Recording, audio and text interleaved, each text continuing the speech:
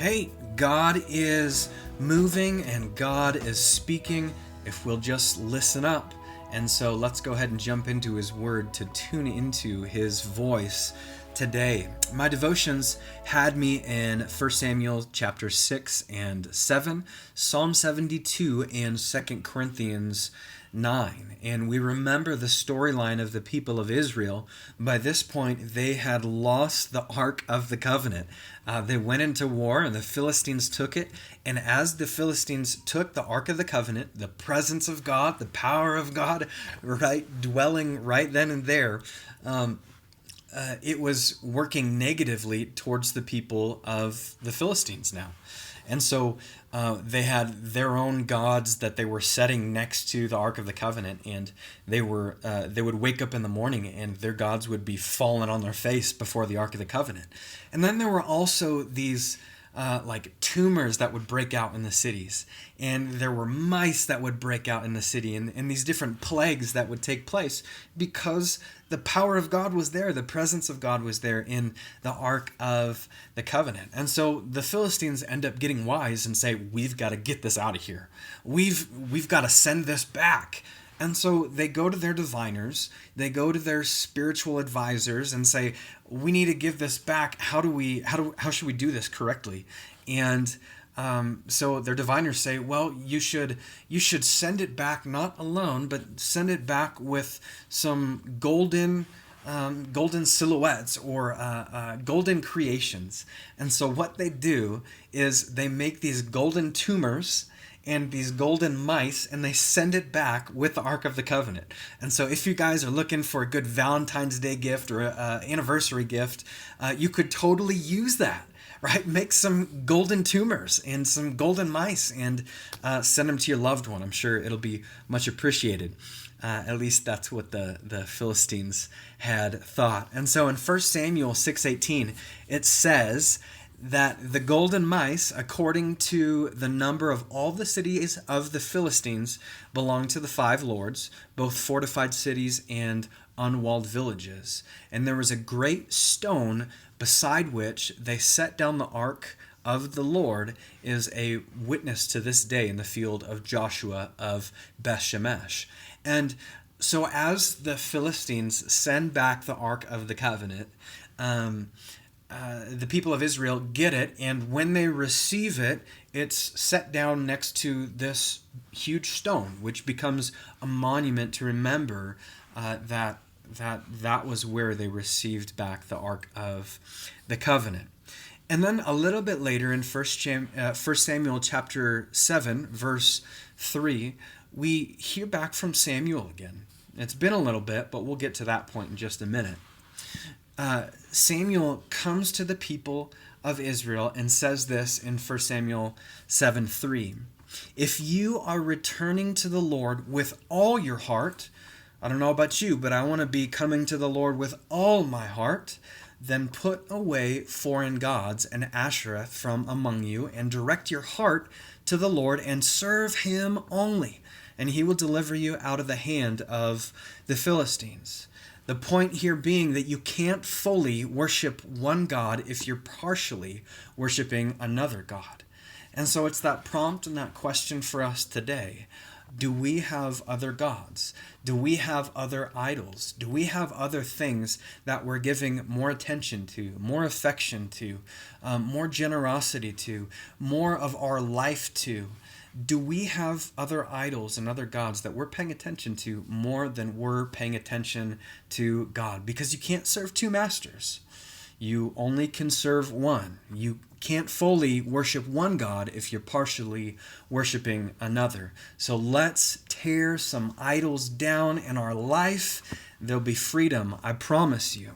But let's go back for a moment to that stone. Remember, the Ark of the Covenant was brought in, and when the people of Israel brought it in, they set it next to this huge stone in this field. And the stone was a monument. And so that's good. They're remembering that and celebrating that they received this back. But is that quite the response that was necessary? I wonder. And think about it this way. Let's continue on in 1 Samuel 7, verses 1 and 2. And it says, "And the men of Kiriath Jearim came, and they took up the ark of the Lord. They brought it to the house of Abinadab on the hill, and they consecrated his son Eleazar to have charge of the ark of the Lord. From that day, the ark was lodged at Kiriath Jearim, and a long time passed." Here's what really gets me. A long time passed, some 20 years, and all the house of Israel lamented after the Lord. 20 years! They had received it 20 years before Samuel comes in and says, if you're returning to the Lord with your whole heart, then put away foreign gods. And so here's the question I have for us today. Does your response match the move? Does your response match what God is doing? Think back to, at least for me, I've got a couple of young kids. I've got a 5-year-old, a 3-year-old, and a 3-month-old. With our 5-year-old and our 3-year-old, I can remember numerous times over Christmas and birthday parties when they were receiving gifts, and they were far more enamored with the box than they were with the actual gift that was inside. Right? So they gave more value to the wrapping and the box than they did with the actual toy. And it was an inappropriate response, right? Because they just didn't understand the value of what they had before them. It's a marker of maturity even. And so asking us today is our response, does it match the things that God has done for us? Right? God calls of us a right response. And so we think about Moses in the burning bush, right? His right response was to press in, to pay attention, to take his shoes off before on this holy ground, to listen to this supernatural phenomenon that was taking place. We compare that with other places which maybe wasn't a right response. You think about Abraham and Sarah as God spoke to them and gave them promises, and Sarah laughed.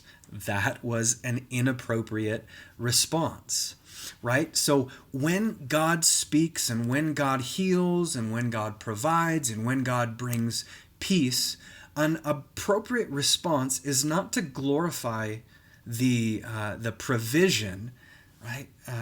It's not to glorify the box that it comes in. It's to glorify the provider of the provision. And so what is our response?